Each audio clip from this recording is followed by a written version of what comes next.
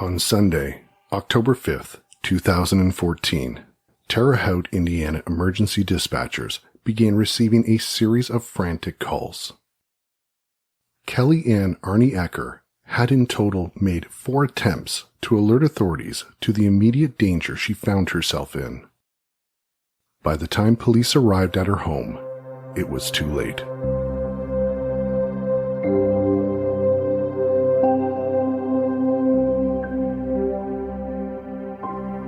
While pleading on her cell phone for emergency dispatchers to send help, Kelly was shot 6 times in front of her 10-year-old son by Dr. George Scott Sampson, who then later turned the gun on himself. A man who only hours prior had vowed to love and cherish her. Dr. Scott Sampson, an anesthesiologist, and Kelly, a nurse, had met at the local Terre Haute hospital only a year and a half earlier. What could have possibly transpired in those very early morning hours following their beautiful wedding ceremony? What drove Dr. Scott Sampson, a man who had sworn an oath and was entrusted to treat and save patients' lives, to suddenly snap and brutally take the life of his own wife, and then himself? Please join me as the Minds of Madness reveals new information behind the deaths of the newlywed couple. Through unprecedented interviews, we will bring to light some very disturbing new information and a possible motive behind the very tragic and senseless murder-suicide. Venture with me now into the mind of Dr. George Scott Sampson and the madness that lay within it. Before Scott Sampson's relationship with Kelly, he was previously married to another woman, who also happened to be a nurse working at the same hospital. Together they had 3 daughters, and it was reported that the couple had been having some marital problems. However, they agreed to remain together until the girls were older and out of the house. That time had finally come, and Dr. Sampson and his wife began drawing up their separation agreement, soon parting ways. Amidst the divorce, he met Kelly. Kelly was a beautiful woman that looked years younger than her actual age. Although she was soon approaching her 51st birthday, she was in exceptional shape. She had a radiant smile and a warm personality that brought comfort to the countless patients she cared for at Union Hospital. She'd been a registered nurse there for several years, working in the intensive care unit. On an online memorial page dedicated to Kelly after her death, one person wrote, "My son passed away a month ago, and he spent a week in the ICU, and Kelly was his nurse. She was the most compassionate, supportive nurse I had ever had the pleasure to meet. She was good to my son and my family. She'll be missed so much. She was our angel." A coworker wrote, "I loved Kelly. My heart is breaking. I was part of her ICU family. She would do anything for her coworkers, who she would also call her friends." But the same sentiment wasn't remembered about Dr. George Scott Sampson. In a telephone interview with us, Patricia Liturgy, Kelly's mother, recalls meeting Dr. George Scott Sampson and describes her overall impressions of him. The only time we've ever had any contact with him is when we went out to eat with them. And when we went out to eat with him, he didn't talk to the group. He would just lean over and whisper something to Kelly. So he never said anything. And I told Kelly, I says, "Kelly, he's a strange man." She says, "Yeah, but there's a good side of him." I mean, I never saw the good side of him. We also spoke to a close friend of Kelly's who asked to remain anonymous. We'll refer to her as Jane. Jane also wasn't particularly fond of Scott Sampson. In fact, she disliked him. Couldn't stand him, and he knew it, and he hated me. Couldn't stand each other. Initially, I just really didn't think anything of him in particular. You know, I met him about 2 weeks after they started dating. Didn't really have a great opinion of him. I was like, okay, what the heck does she see in this guy, you know? Here she is, and here he is. Why? I don't get it. Jane remembers one time she went out to dinner with the couple. We met for dinner. It was Kelly, myself, my two boys, her son, and Scott. And he barely spoke. He seemed particularly annoyed that anybody was there except for Kelly. Although Jane didn't work directly with Scott Sampson at the hospital, she got the feeling from the other colleagues that he wasn't well liked. Well, I never worked with him, thank God. But so this is completely hearsay, and I can't give you any specific examples. I just got the feeling that he was just a real jerk in general to everybody, and that he felt like he was superior. Kelly and Scott met at Union Hospital, where they both worked. Kelly's friend Jane also worked at the same hospital and recalls when the couple first met. She was introduced to him by another physician. I don't know if it was in that same moment. I think it actually might have been that he asked her out. And she accepted, and she told me on the phone that night, I don't know why I accepted.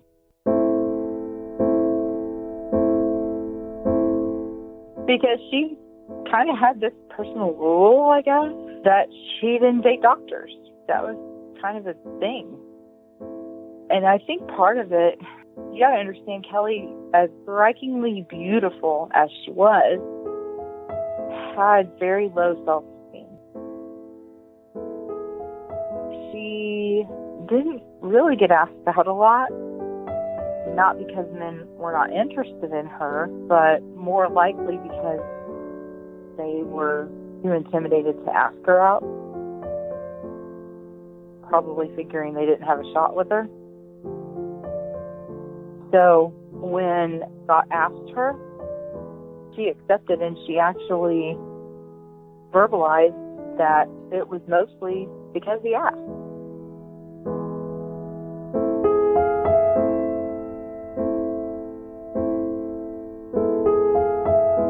In the short year and a half after Kelly and Scott first met, it appeared that the couple was broken up more times than they were actually together. They'd break up and date other people, only to go back together again.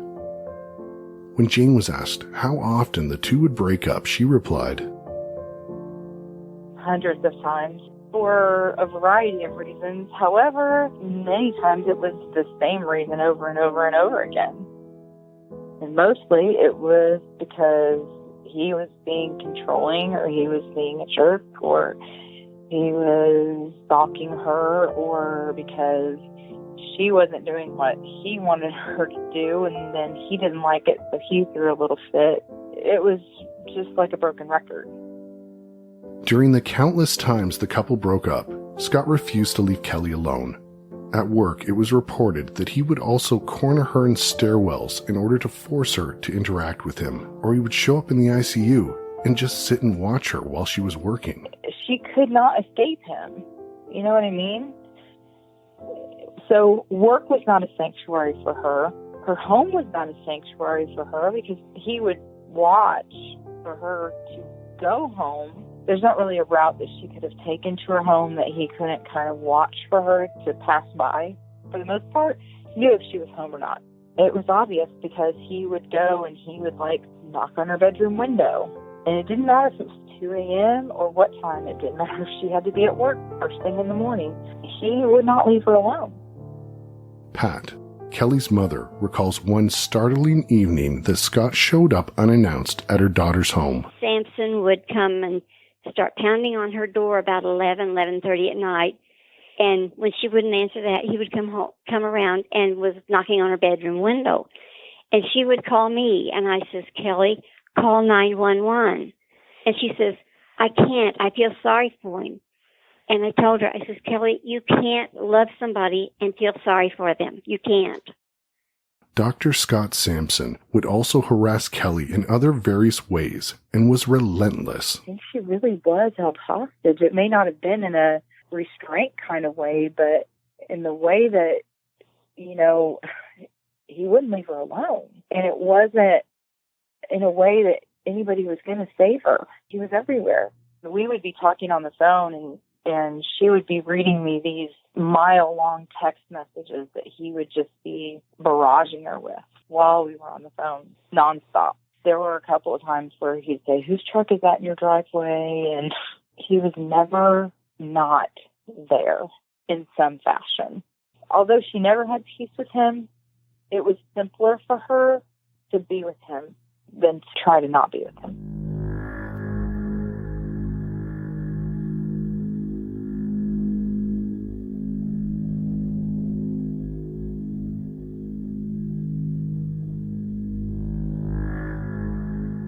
When the couple did get back together, Dr. Sampson would continue to wield his authority over her and didn't seem bothered to take opportunities to belittle and humiliate Kelly at her place of work. Pat recalls various encounters her daughter had with him at the hospital. He would go to ICU, and he would tell one of the nurses, "Go tell Kelly to get out here," when she was with a patient. And Kelly would tell him, "I'm with a patient." And he would get furious. I mean, she wasn't doing what he told her to do. She told me that, where he kept telling her she wasn't a good nurse, she wasn't a good mom, and he was going to get her fired. And her supervisor told her, "He can't get you fired. He's an anesthesiologist. He's got nothing to do with your job." Jane remembers one very upsetting moment in particular that Kelly experienced at the hands of Scott. Well, no, I'll just tell you an incident that happened that just kind of gives you an idea of how this man treated her. And it just is sick.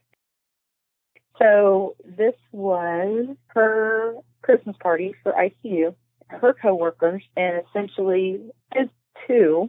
Now, this is something that Kelly had been looking so forward to. It was a formal event. She looked absolutely gorgeous. So they go to this event, and like I said, she was just beside herself with excitement, looking forward to this. And this was their first time going to an event with her coworkers together. Anyway, through the course of the night, he gets drunk. They're dancing, and he gropes her on the dance floor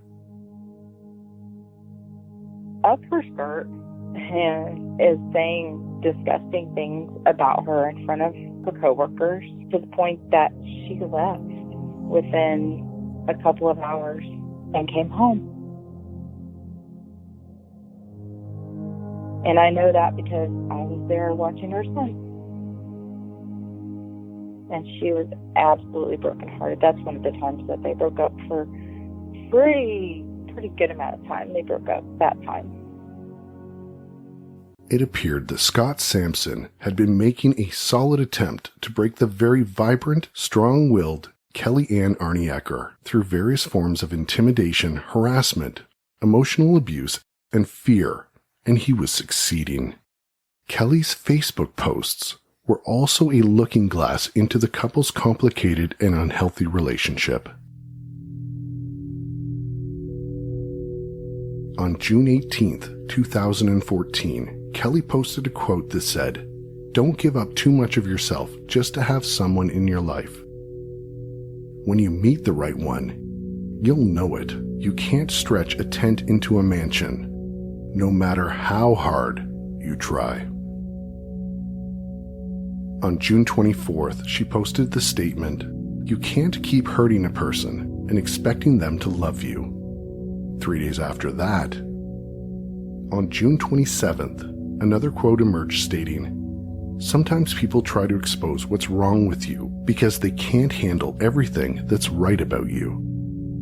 Lastly, on July 2nd, about 3 months before her wedding and death, she posted, "One of the most sincere forms of respect is actually listening to what another has to say." Those closest to Kelly could see her self-esteem deteriorating and the damaging effect Scott was having on Kelly's mental and emotional health.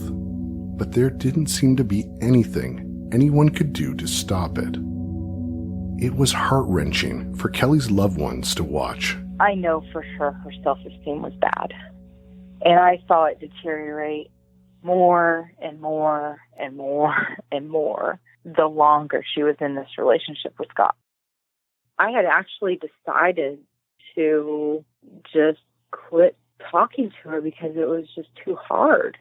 This drama, this, I'm with him, I'm not with him, I'm with him, I'm not with him. This roller coaster Scott stuff was just, it was wearing me out. I just loved her so much, and it was ripping me apart going through it with her. So I had decided that I was going to quit talking to her. But by the time she called, I had already decided in my head that I couldn't do that I couldn't give up on her because she needed somebody. And I had been in an abusive relationship myself. And although I didn't feel or believe or know that Scott was physically abusive, I knew that he was emotionally abusive. And I did not want her going through that alone, and I knew she needed somebody. Everybody needs somebody. And I knew that I was her somebody. Scott and Kelly's relationship was tumultuous and dysfunctional, to say the least, so it's understandable why Kelly's engagement was so baffling to her best friend. What the heck are you thinking? He's a jerk. In fact, I kind of got onto her a bit because we had made a promise to each other that we wouldn't ever marry anybody that the other one didn't approve of. I mean, in a loving way, I said, "Hey, you promised."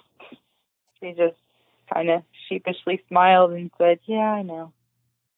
Rumors circulated that the only reason why they got engaged was because Kelly was a gold digger and was only after Scott's money.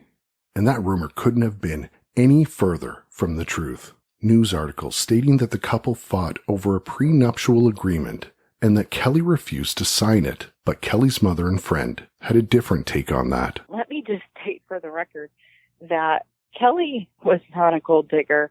She paid her own bills. When they moved in together, she was supposed to pay the electric bill in that house. I mean, obviously she couldn't afford the mortgage. I mean, she made 1/10 of what he made, obviously.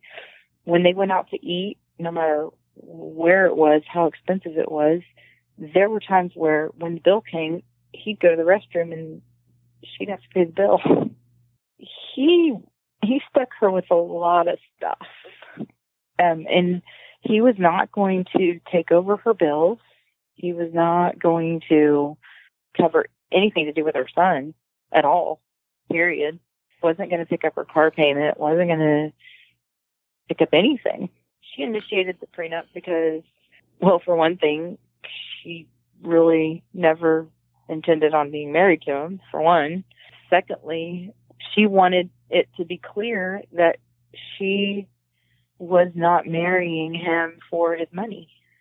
Just weeks before their wedding day, Kelly made a solid attempt to end the relationship once again and tried to move out. One time she had a moving van at the Creole address, and they had it about half loaded with Kelly's stuff. She was moving out.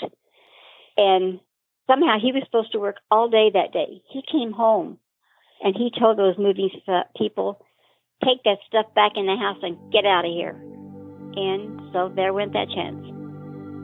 Kelly's mother could not understand how the strong-willed daughter she knew and loved could not only continue to remain in a relationship with a man that made her feel so horrible, but then agreed to marry him. Kelly was a really strong-willed girl. I mean, she didn't let anybody push her around.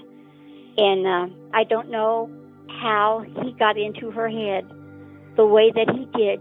Kept telling her she wasn't a good nurse, she wasn't a good mother. Somehow he got into her brain and just made her feel like nothing. He didn't want her around any of her friends. He didn't want her around us. He was just a horrible, horrible man. His control over Kelly permeated into every aspect of her life, right down to how and when he was intimate with her. He treated Kelly like an object that was his to use and treat however he pleased. What's particularly interesting is that Dr. Sampson had stated at one point that he never intended on ever getting married again. His divorce had caused a huge financial drain on his bank account, and he most certainly didn't intend on going through that a second time. So why did he propose? Jane stated, "This was all him. I mean, he didn't want to ever get married again, first of all, but he wanted Kelly to move in with him. And she refused to move in with him unless they were engaged. And so I think that's why he proposed to her." So Scott didn't want to get married again, but he wanted Kelly to move in with him. And Kelly had this stipulation. Because of her son, she wouldn't live with a man unless they were married. So the two were at a stalemate. Could that have been Kelly's intention? Had Kelly insisted on her stipulation, knowing it would ensure Scott would never propose to her, which would also mean she would never have to live with him? And then, did he call her bluff? Why else would Kelly have agreed to marry Scott?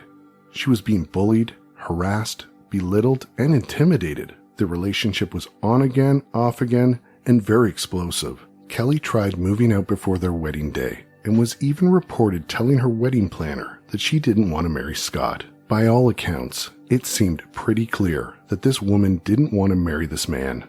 So why did she? When we asked Jane about her thoughts on this, she said, "I got the impression that it was because she felt like he would be angry if she didn't, or it was to avoid humiliation for him." She didn't specifically say why, but it was to avoid upsetting him. Again, I never really got the impression that it was because she felt physically in danger. I just thought it was because he was going to get mad. No one thought Scott was capable of harming Kelly, not even Kelly's mother, who never had a good feeling about him. I had no inkling that something violent would happen. I didn't even worry that he would hit her because he was a doctor. I thought if he was a doctor, he would at least be civilized to her. And as far as I know, he never hit her, never ever. He didn't do anything violent until that night. And one psychiatrist out of New York has said he just snapped. To this day, and the police tell me, we'll never know what really happened to set him off. So you've now heard some of the intimate details surrounding Dr. George Scott Sampson and Kelly Ann Arney Ecker's relationship, most of which was not known by very many people, except for those closest to Kelly and perhaps Scott.